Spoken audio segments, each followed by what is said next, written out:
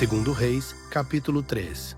No 18º ano de Josafá, rei de Judá, Jorão, filho de Acabe, começou a reinar sobre Israel em Samaria. E reinou 12 anos.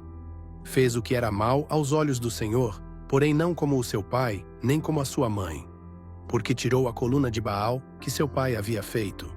No entanto, aderiu aos pecados de Jeroboão, filho de Nebate, que fizera Israel pecar. Não se afastou deles. Ora, Mesa, rei dos Moabitas, era criador de gado, e pagava ao rei de Israel um tributo de 100.000 cordeiros e a lã de 100.000 carneiros. Mas aconteceu que, depois da morte de Acabe, o rei de Moabe se revoltou contra o rei de Israel. Por isso, o rei Jorão saiu de Samaria naquele mesmo dia e convocou todo o Israel, e enviou mensageiros a Josafá, rei de Judá, dizendo: O rei de Moabe se revoltou contra mim. Você quer ir comigo à guerra contra Moabe? Josafá respondeu: Irei. Sou como você, o meu povo é como o seu povo, e os meus cavalos são como os seus cavalos. E Josafá perguntou: Por qual caminho subiremos? Jorão respondeu: Pelo caminho do deserto de Edom. Assim partiram o rei de Israel, o rei de Judá e o rei de Edom. Depois de 7 dias de marcha, não havia água para o exército nem para o gado que o seguia. Então o rei de Israel disse: Ai de nós! O Senhor chamou estes 3 reis para os entregar nas mãos de Moabe. Mas Josafá perguntou: Não há aqui algum profeta do Senhor para que consultemos o Senhor por meio dele? Um dos servos do rei de Israel respondeu: Aqui está Eliseu, filho de Safate, que era ajudante de Elias. Josafá disse: A palavra do Senhor está com ele. Então o rei de Israel, Josafá e o rei de Edom foram falar com Eliseu. Mas Eliseu disse ao rei de Israel: Que tenho eu com você? Vá falar com os profetas de seu pai e com os profetas de sua mãe. O rei de Israel lhe disse: Não, porque o Senhor chamou estes 3 reis para os entregar nas mãos de Moabe.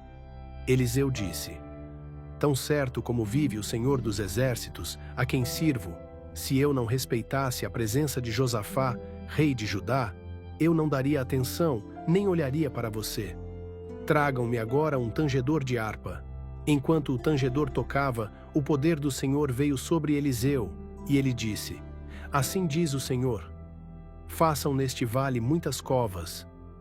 Porque assim diz o Senhor: Vocês não sentirão vento, nem verão chuva, mas este vale se encherá de água, e vocês beberão, vocês, o seu gado e os seus animais de carga. E isto é ainda pouco aos olhos do Senhor. Ele também entregará Moabe nas mãos de vocês.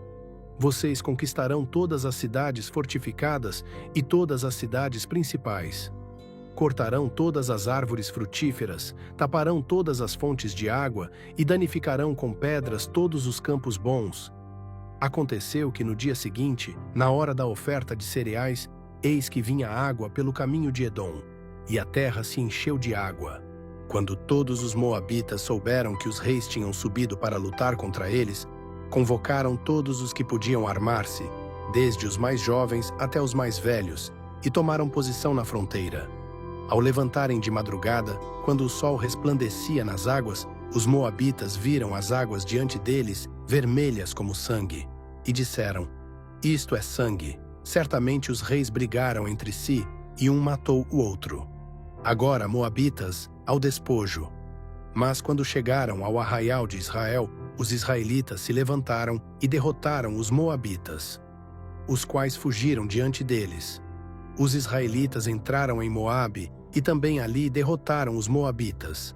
Arrasaram as cidades e cada um lançou a sua pedra em todos os campos bons, deixando-os cheios de pedras. Taparam todas as fontes de água e cortaram todas as árvores frutíferas. Só deixaram Kir-Haresete com as suas muralhas de pedra. Mas os que atiravam com fundas a cercaram e a atacaram. Quando o rei de Moabe viu que a batalha era contra ele, tomou consigo 700 homens que manejavam a espada, para romperem contra o rei de Edom, mas não puderam. Então pegou o seu filho primogênito, que havia de reinar em seu lugar, e o ofereceu em holocausto sobre a muralha. Houve grande indignação contra Israel, por isso eles se retiraram dali e voltaram para a sua terra.